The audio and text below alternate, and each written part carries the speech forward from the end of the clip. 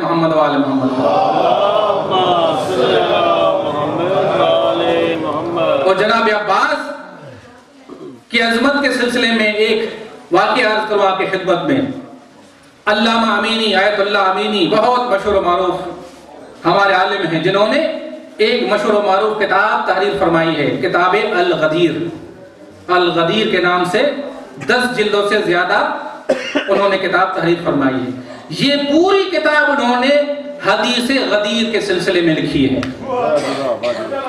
10 جلدوں سے زیادہ کتاب ہے اور ایک حدیث کے سلسلے میں, فقط حدیث غدیر کے سلسلے میں انہوں نے مطالب کو جمع کیا ہے. اور اتفاق یہ ہے, اتفاق نہیں بلکہ ان کی کوشش یہ تھی کہ اس پوری کتاب کے اندر جتنے بھی حوالے اور جتنے بھی مطالب نقل کیے جائیں وہ اہل تشیع کی کتابوں سے نہ ہوں بلکہ اہل سنت کی کتابوں سے.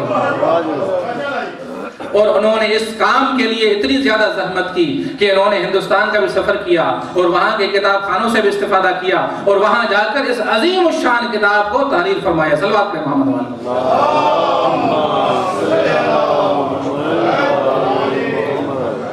صاحب کتاب آیت اللہ علامہ امینی جب آخری عمر تھی ان کی, مریض تھے, تہران میں ہاسپٹل میں داخل تھے.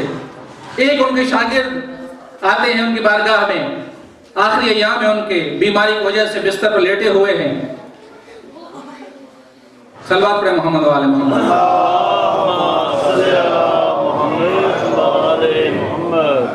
اس شاگرد نے سوال کیا یہ کہ قبلہ ذرا یہ بتائیے کہ اگر کوئی شخص, توجہ چاہوں گا, اگر کوئی شخص جناب عباس کے ساتھ,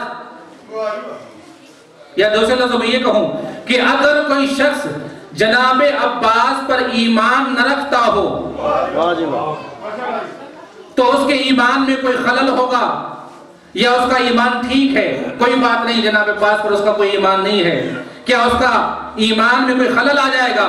تو جناب علامہ امینی وہ شاگرد کہتے ہیں جیسے ہی میں نے سوال کیا, آغا لیٹے ہوئے تھے, میرے سوال سننے کے بعد بیماری کا عالم تھا, کمزوری کا عالم تھا, لیکن جلال میں آئے, اٹھ کر بیٹھ گئے.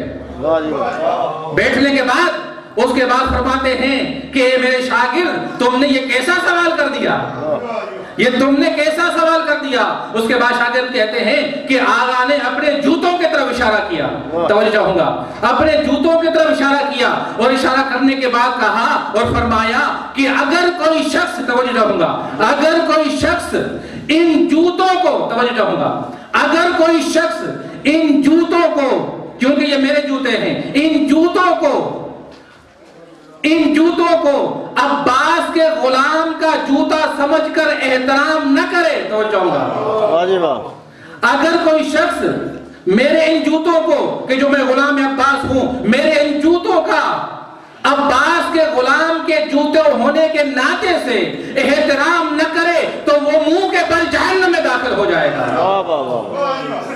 تم کہتے ہو کہ عباس کے بارے میں ایمان نہ ہو تو اس کے ایمان میں کوئی خلل آئے گا؟ نہیں, میں غلام عباس ہوں, میرے جوتوں کے ساتھ بھی اگر وہ احترام نہیں کرے گا اس عنوان سے کہ یہ عباس کے غلام کے جوتے ہیں تو وہ منہ کے بل جہنم میں داخل ہو جائے گا. تو میں کیا عرض کروں, جب عباس کے غلام کے جوتوں کی یہ عظمت ہے تو غلام کی عظمت کیا ہوگی اور حضرت عباس کی کیا عظمت ہوگی؟ ماشاءاللہ. اور اللہ نے 4 معصومین علیہ السلام کو پیدا کیا, خلق فرمایا اور ایسا حسین اور جمیل خلق کیا کہ تمام کمالات ظاہری اور تمام کمالات باطنی ان کے اندر سمو دی. ایسا خلق فرمایا کہ تمام ظاہری کمالات, تمام باطنی کمالات, یا دوسرے لفظوں میں یہ کہوں جتنی بھی باطنی خوبصورت, صلوات پر محمد والے محمد, اللہ نے جتنا بھی باطنی حسن تھا وہ ان میں رکھ دیا, اور جتنا ظاہری حسن تھا وہ بھی ان کے اندر رکھ دیا, اور اس کے بعد اپنے قلم کو توڑ دیا اور کہا کہ اب ایسے دوبارہ نہیں بنانا, ایسے دوبارہ نہیں بنانے. 14 کے بعد اللہ نے ارادہ کر لیا کہ دوبارہ نہیں بنانا. اب یہاں پہ میں عرض کروں گا آپ کی بارگاہ میں کہ ممکن ہے کوئی کہے اور کچھ کہتے بھی ہے کہ اللہ دوبارہ 14 معصومین جیسا بنا نہیں سکتا.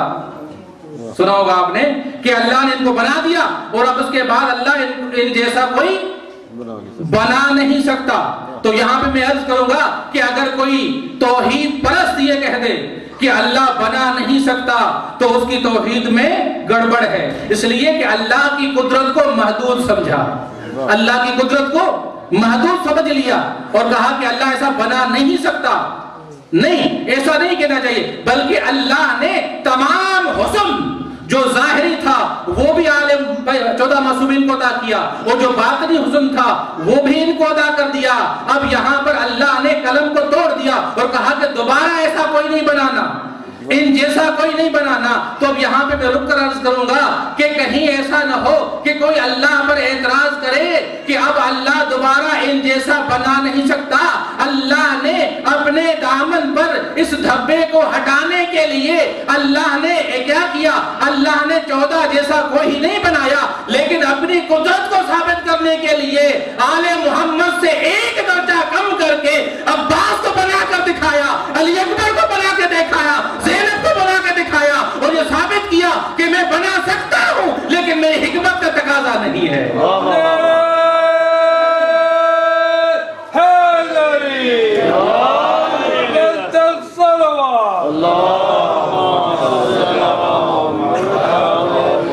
ایک درجہ نیچے کر کے شبہ معصوم بنا دیا, شبیہ معصوم بنایا.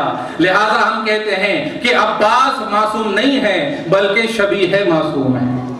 جناب علی اکبر معصوم نہیں ہیں لیکن شبیہ معصوم ہیں. جناب زینب معصومہ نہیں ہیں لیکن شبیہ معصومہ ہیں. اللہ نے اپنی قدرت کا مظاہرہ کر کے بتایا کہ یہ میری حکمت کا تقاضا ہے کہ دوبارہ میں 14 جیسا کوئی نہیں بناؤں گا. صلوات پڑھیں محمد والے محمد.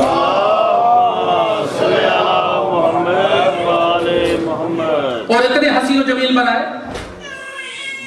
بھائی دیکھیں, اگر کسی کے گھر میں بچہ پیدا ہو جائے اور اس کے سارے خاندان والے اور اس کے جتنے بھی رشتہ دار ہیں بچے کے, وہ بیچارے سارے ایسے ہوں کہ ان کا رنگ بالکل سیاہ ہو اور بچہ گندمی پیدا ہو جائے تو کیا کہتے ہیں, بڑا خوبصورت پیدا ہو گیا. اس کا نام کیا رکھتے ہیں, یوسف. گندمی کلر کا ہے لیکن کیونکہ ان کے گروہ میں خوبصورت ہے تو اس کا نام یوسف رکھ دیا اور وہ حسین و جمیل شمار ہونے لگا. ہاں یہ تو ہوتا ہی ہے, بدصورتوں میں تھوڑا سا رنگ اگر کسی کا صاف ہو جائے تو اس کو خوبصورت کہا جاتا ہے. یہ تو بہت آسان ہے. لیکن اگر خوبصورتوں کے درمیان, اگر حسینوں کے درمیان اگر کوئی زیادہ حسین کہلائے تو پھر بات ہے. تو اللہ نے آل محمد کو تمام ظاہری حسن دے کر خلق کیا اور باطنی حسن دے کر بھی خلق کیا. یہ سارے 14 معصومین علیہ السلام ایسے ہیں کہ دنیا میں ان کی کوئی مثال نہیں ملتی. ان کے حسن کی کوئی مثال نہیں ہے, نہ ان کے حسن ظاہری کی کوئی مثال ہے, نہ ان کے حسن باطنی کی کوئی مثال ہے. کائنات میں کوئی مثال نہیں. لیکن ان کے درمیان رہ کر اگر کوئی ذات, توجہ چاہوں گا, اگر کوئی ذات ان کے درمیان رہ کر اگر کوئی ذات کمر بنی ہاشم ہے, بنی ہاشم کا چاند ہے تو حضرت عباس ہے.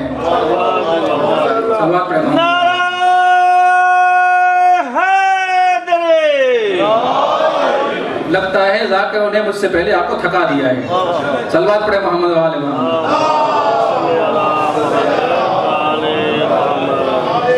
میرا ٹائم بھی لے لیے تھک جائیں گے نا. نعرہ رسالت, نعرہ حیدری. ماشاءاللہ جی. بس آپ کی زحمت تمام کی میں نے, اور پروردگار سے دعا ہے کہ ہم سب کو اس عظیم موقع پر, اس عظیم محفل میں اور ان زوات مقدسہ کے صدقے